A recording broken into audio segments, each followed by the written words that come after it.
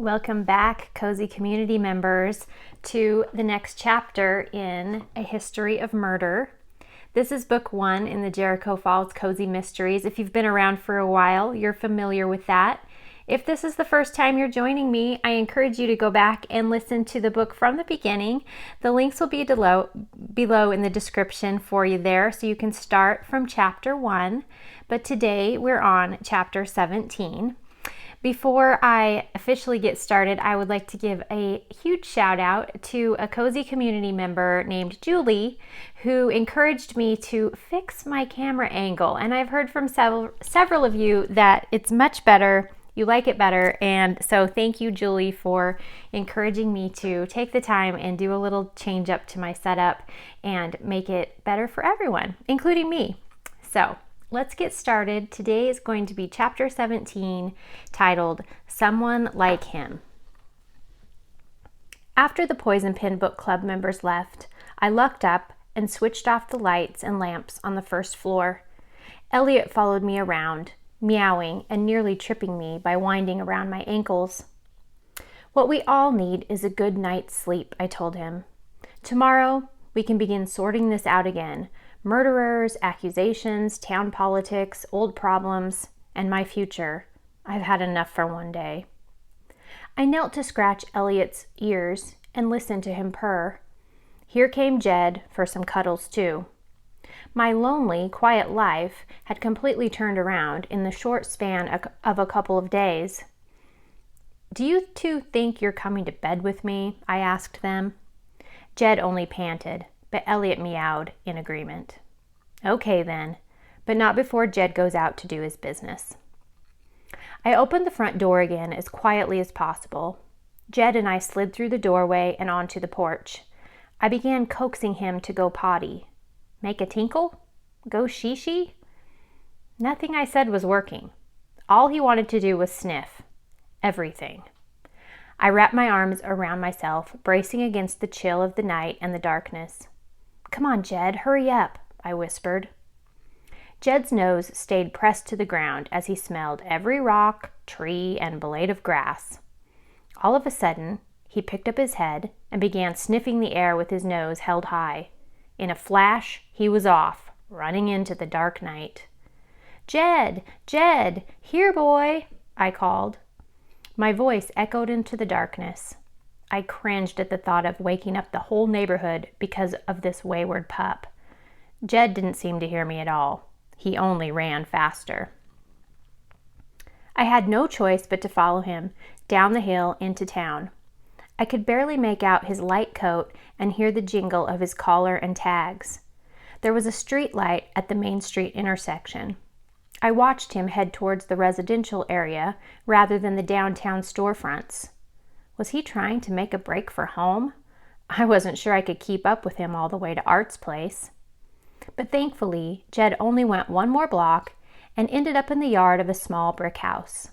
When I finally caught up with him, I was completely out of breath. I bent over, rested my hands on my knees, huffing and puffing. Jed was safe. He was also smack dab in the middle of this poor person's yard, lifting his leg on their garden gnome. The porch light came on. Jed, I called in a loud whisper. Come on, boy, let's get out of here. Too late. The door opened. The porch light shone on a man's face. I groaned. Of course, of all the lawns Jed could possibly decide to pee on, of course it would be the Chief's. Chloe, I heard. Is that you? Asked Chief Garner. I pointed at Jed and shrugged. He needed to go. He squinted at the dog and me. Why here? No idea. He took off from Grandma's yard, and this is where I caught up with him. Jed was now running back and forth between Garner and me, getting pets and pats from both of us. I'm actually glad to see you, he said. You are? Butterflies. Yeah, we looked into Weston. There's no way he could be our guy. He was in the Lakeview Hospital with an angina attack. They kept him all night for observation. Oh. Garner was only happy to see me in order to shoot down one of my theories. William Weston is in the clear, he said. Thanks for following up, I told him. We looked at each other for a moment. A heavy silence hung in the air. Garner was the one to break the spell. I think I know why Jed came here, he said, to see Mandy. A huge smile grew on his face. Who? Garner looked to his front door, which remained open, and called, Hey, Mandy, come here. Jed came to see you.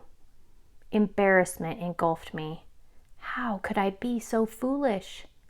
I took one giant step backward and called Jed to me. I didn't want to meet Mandy.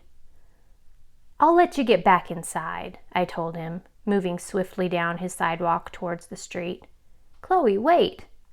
I hobbled, half bent over to hold Jed's collar, and began dragging him homeward. I waved awkwardly overhead and hollered an apology to the garden gnome. I heard Garner call my name one more time, but I kept going without another look back. When Jericho House came into view, I wanted to cry with relief. Never again would I take Jed outside without having him on a leash. It took me a while to calm my heart rate. Not only was I exhausted from running, but I was also completely humiliated. Again. Of course Chief Garner had a girlfriend, or wife for that matter. What made me think someone like him would be available? I felt a little queasy imagining what he must think of me. But why should I care now? As Bree called it, he was off the market. The house was quiet. I turned off the last lamp, grabbed Elliot under my arm, and patted my leg, summoning Jed to follow us. We went upstairs to bed. I fell asleep thinking about the suspects still left on my list. That does it for chapter 17. We have a little bit of a question mark of whether or not Garner is attached or not. And of course, Chloe feels terribly foolish after what happened tonight. So I look forward to reading chapter 18 to you next time. And until then, bye-bye.